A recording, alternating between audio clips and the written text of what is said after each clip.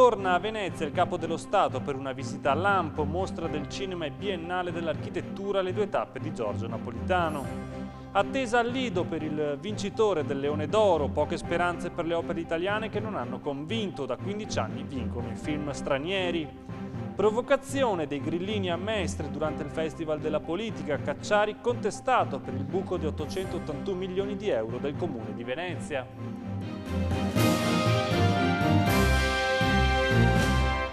Ben ritrovati dalla redazione del TG di Televenezia. La mostra del cinema ha accolto oggi nel pomeriggio il Capo dello Stato, Giorgio Napolitano, è giunto alle 15 allo scalo di Tessera per una visita a Lampo in Laguna. Lascerà la città domani mattina dopo aver ammirato le opere esposte alla Biennale di Architettura. Vediamo.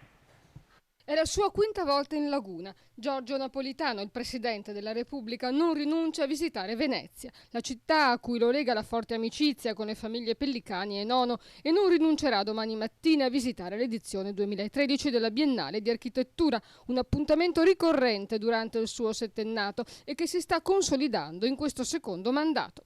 Oggi intanto, dopo essere atterrato a Tessera, non si è negato una capatina alla mostra del cinema, dove in sala grande, accanto alla moglie Clio, ha assistito alla proiezione e alla premiazione del film di Ettore Scola, Che strano chiamarsi Federico. Scola racconta Fellini.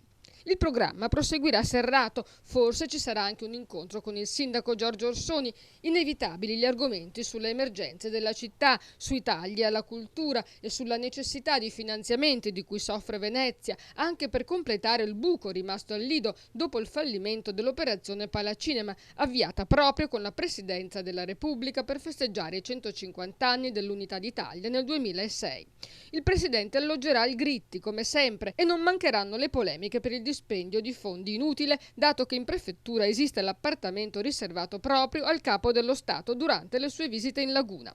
Nella tarda mattinata di sabato, dai giardini dove ha sede la Biennale, tornerà al Marco Polo, da dove raggiungerà Roma e i giorni cruciali della politica italiana. E Napolitano è giunto al Lido in pieno clima da Toto Festival, ore decisive per la scelta del vincitore della mostra del cinema. Vediamo. Dopo giorni e giorni di applausi, fischi e sbadigli, al Lido è scattata la febbre del Toto Leone, chi trionferà alla 70ª edizione della Mostra del Cinema di Venezia. I pronostici più accreditati danno per favorito l'inglese Stephen Frears col suo Filomena, nel quale una strepitosa Judi Dench interpreta una madre alla ricerca del figlio. Altro papabile è il maestro del cinema d'animazione Hayao Miyazaki con Si alza il vento, dopo il quale il regista giapponese ha giurato di non voler più girare altri film. Ai critici è piaciuto molto anche Cani Randagi del taiwanese Tsai Ming Liang. La vita borderline di un padre con 2 figli ha suscitato una standing ovation di 10 minuti in sala grande. E sembrano invece lontani, anzi lontanissimi dalla ruggente statuetta, i registi di casa nostra.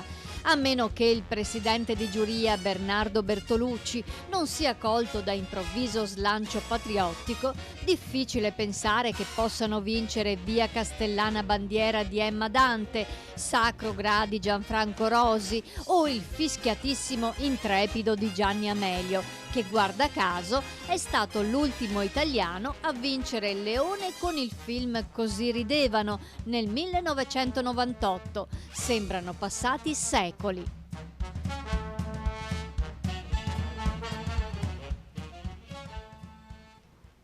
E voltiamo pagina e passiamo alla cronaca. Paura nella notte per l'assessore regionale ai lavori pubblici Renato Chisso, che è stato colpito da un infarto appunto nella notte, sottoposto ad un intervento di angioplastica, sarebbe ora fuori pericolo. È in osservazione all'ospedale dell'Angelo a Mestre. Il 59enne esponente del PDL ha accusato forti dolori al petto mentre era nella sua casa a Favaro Veneto. La moglie ha chiamato subito il 118, probabilmente salvandogli la vita. Chisso è assessore regionale da 13 anni. Da ricordare che poco più di 2 anni fa uno stretto collaboratore di Chisso, l'amministratore delegato di Veneto Strade Silvano Vernizzi, fu colpito da un infarto a Rovigo durante un convegno, restando in coma per diversi giorni per poi riprendersi e tornare alla sua attività. In quell'occasione fu provvidenziale l'intervento della presidente della provincia di Rovigo, anche lei fra i relatori, che è medico e praticò immediatamente il massaggio cardiaco. E sorprese invece in piazza Ferretto, dove i grillini ieri pomeriggio hanno contestato Massimo Cacciari durante un dibattito promosso nell'ambito del Festival della Politica. Vediamo i dettagli nel servizio. Contestazioni al Festival della Politica di Mestre, nel mirino Massimo Cacciari. Gli antagonisti, i grillini, che nel tardo pomeriggio di ieri, prima del dibattito sulla questione settentrionale in piazza Ferretto, si sono trasformati in uomini sandwich, elencando in cartelli gli errori dell'ex sindaco e sfilando con il volto coperto dalla maschera del sindaco filosofo sul volto. Il portavoce Davide Scano lo ha indicato come principale responsabile dei buchi nel bilancio del Comune di Venezia. Il rosso è quello del bilancio comunale. Il bilancio comunale al 31/12/2012 è pari a meno 881 milioni. 881 milioni di debito pubblico tra Comune e le sue società partecipate. Tra le scelte più infelici, i grillini non hanno mancato di citare il ponte di Calatrava, che secondo Cacciari avrebbe dovuto costare soltanto 2,5 milioni di euro. Altro successo clamoroso, e questo su cui Cacciari tiene particolarmente, il ponte di Calatrava. Il ponte di Calatrava, c'è una dichiarazione di Cacciari, non so se ve la posso far vedere. La dichiarazione di Cacciari sul ponte, forse ce l'ho dietro. Sì, Ecco. eccolo qua, sì. Ecco. Nel 99 diceva: non vi preoccupate, chiavi in mano, il ponte arriverà a 2,5 milioni. Siamo arrivati a 12 milioni circa di costo e ci sono 11 milioni di riserve che il costruttore ha già iscritto con una causa davanti al tribunale. Quindi il costo potenziale si aggirerà forse anche a 20-24 milioni di euro.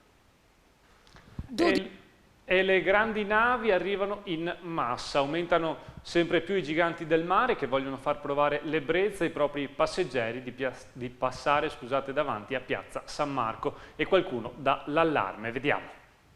12 grandi navi, non se ne sono mai viste tante in marittima, tutte insieme, eppure ci saranno il 21 settembre, giornata storica per il porto, si batterà un primato. Alcune partiranno in giornata, le altre saranno ormeggiate, le nuove banchine restaurate negli ultimi anni dall'autorità portuale e Venezia Terminal Passeggeri. Sulla città si riverseranno ben 40.000 turisti che, sommati a chi arriva in treno, in auto o con gli aerei, a Tessera i voli low cost sono in costante aumento, si supereranno le 100.000 presenze, cifre da grandi eventi. Una pressione che preoccupa gli ambientalisti sul fronte dell'aumento del moto ondoso causato dal grande traffico navale, sia gli operatori turistici stanchi del turismo mordi e fuggi, che in cambio di pochi spiccioli non dà nulla alla città. Edoardo Salzano, ex assessore di Venezia, lancia l'allarme, chiede una politica di controllo dei flussi e dell'offerta turistica. La raffica di eventi che si concentra in questo periodo nel celeberrimo settembre veneziano sta già rivelando, accanto al suo lato benefico, anche il rovescio della medaglia. Vaporetti stracolmi e sempre in ritardo, traffico impazzito e percorsi pedonali ormai impraticabili. E intanto, approfittando della folla di turismo che prende d'assalto Venezia tutti i giorni, qualche balordo si è divertito a sparare pallini di plastica sulla gente che affollava il vaporetto dell'Accademia ieri pomeriggio verso le 14:30, seminando il panico. Punture violente, diciamo, uno sguardo sorpreso, e poi l'arcano è stato presto svelato. Erano dei pallini di plastica sparati da chissà chi dalla riva all'altezza di Carezzonico. E voltiamo pagina, c'è un business che resiste alla crisi, è la prima colazione al bar, e McDonald's aggiunge oltre ai panini anche la brioche. Vediamo. L'unico business che non risente della crisi è la colazione al bar, e in Italia, il paese europeo dove si consumano più colazioni fuori casa, McDonald's investe nel segmento di mercato. In 300 dei 460 locali disseminati nel territorio italiano si possono ordinare da oggi entro le 10 di mattina caffè e cappuccino con pane, burro e marmellata, pancake con vari sciroppi, bagel salati, uova e pancetta.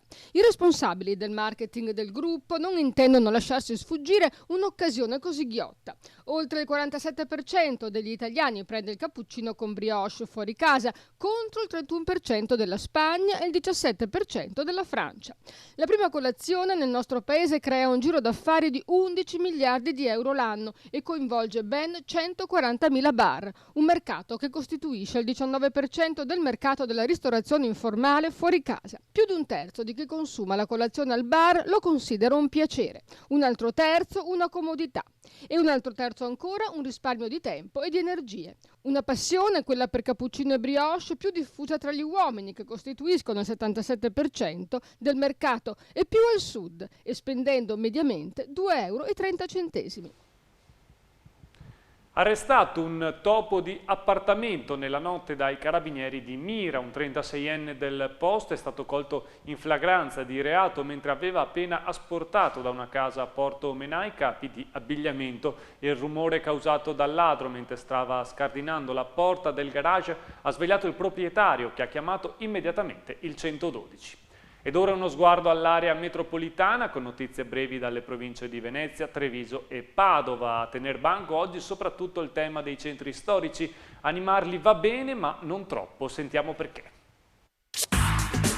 No alle mega giostre a Mirano. Alla vigilia della sagra di San Matteo scoppia la polemica sull'inquinamento provocato da strutture invasive. La goccia che ha fatto traboccare il vaso è la sfilata alla festa dell'agricoltura di oltre 600 trattori che, secondo la lista civica del sindaco Pavanello, ha ridotto Mirano a una camera a gas.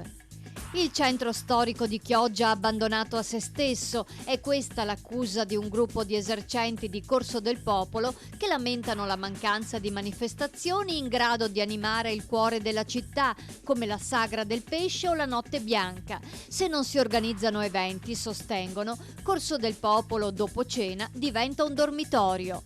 Il centro di Mogliano Veneto continuerà ad essere chiuso al traffico anche in tutti i weekend di settembre. La pedonalizzazione della piazza sarà attiva dalle 20 del sabato alle 24 della domenica, con eventi e spettacoli patrocinati dal comune allo scopo di rivitalizzare tutta la zona del centro storico.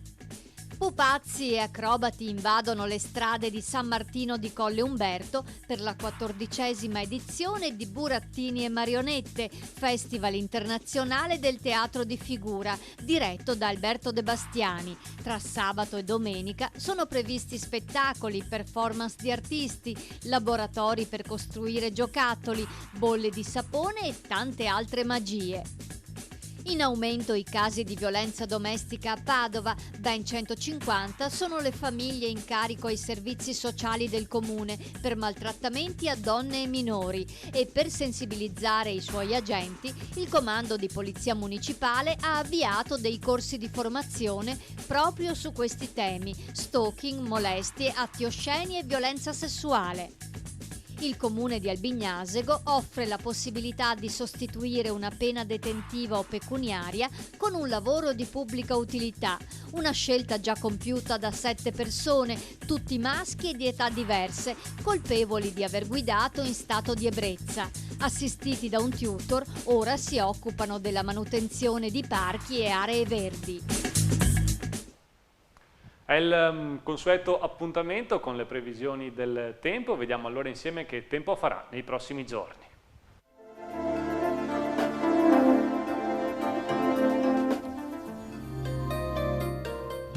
Sabato 7 settembre, a Venezia sereno o poco nuvoloso con temperature in lieve salita, massime fino a 29 gradi, mare poco mosso. Sul Veneto cielo soleggiato con foschie mattutine, annuvolamenti nel pomeriggio ma non piove. Domenica 8 settembre, nubi sparse ma innocue, valori termici stazionari, mare calmo. Lunedì 9 settembre, poco nuvoloso con possibili precipitazioni, temperature in calo. La marea di sabato 7 settembre è normale, la massima alle 12:30 70 cm, la minima alle 18:30 meno 10 cm. Salutiamo i 500.000 amici che ogni giorno seguono il nostro TG, vi diamo appuntamento alle edizioni delle 6:30, 7:30 e per l'informazione serale 19:20, 20:30 e 23. Arrivederci dalla redazione del TG di Televenezia.